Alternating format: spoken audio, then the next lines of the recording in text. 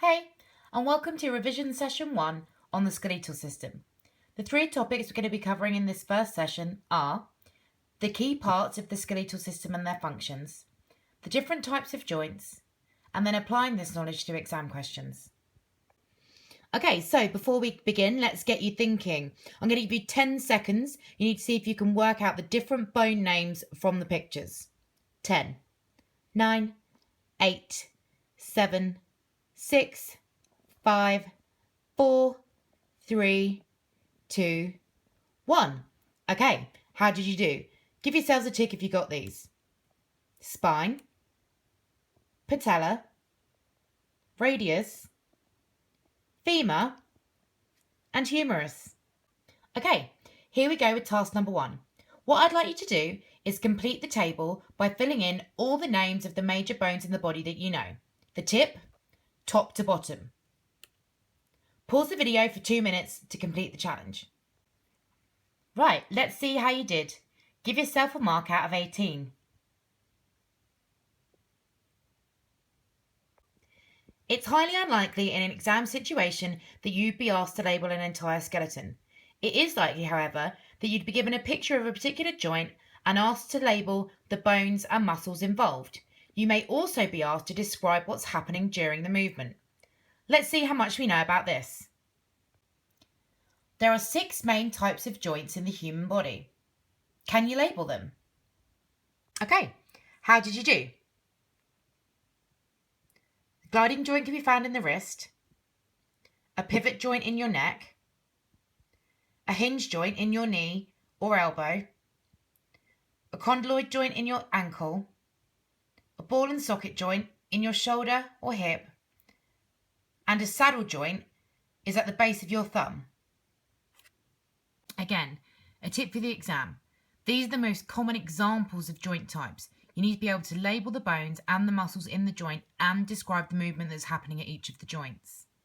All examples of synovial joints. This is a synovial joint.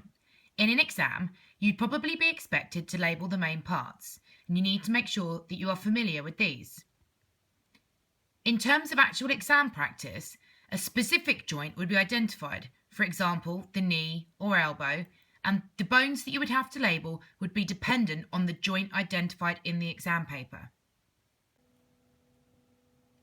All the joints in your body allow the body to move, and movement is one of the 5 functions of the skeleton.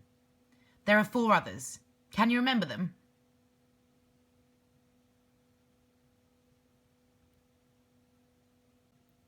Here's a clue to the 4 other functions. 1, 2, 3, and 4. Did you recall the 4 functions that were missing? Well, here they are. Shape. Our skeleton gives us our distinctive shape. Support. Our bones and skeleton hold us upright. Protection. Our bones protect our vital organs, for example, our heart, lungs, and brain. And finally, blood cell production. The blood cells we need to survive are produced in our bones. Right, we're going to go through some exam questions to see how much you've learnt. Question 1 is worth 3 marks. Here you go. Name the 3 bones which are located in the arm. Question 2. Look at this picture of a synovial joint. It's the knee. See if you can fill in the 6 missing labels.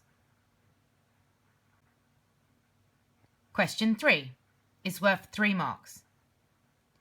Blood cell production is one of the functions of the skeleton. Name 3 others. Okay, so here are the answers. Question 1. Name the 3 bones located in the arm. Humerus, radius, and ulnar. Question 2. Label the missing parts of the synovial joint. Cartilage, synovial membrane, tibia, femur, synovial cavity, and fibula. Question 3. Blood cell production is one function of the skeleton. Name 3 others. You could have 1 mark for any of the following: shape, support, protection, or movement.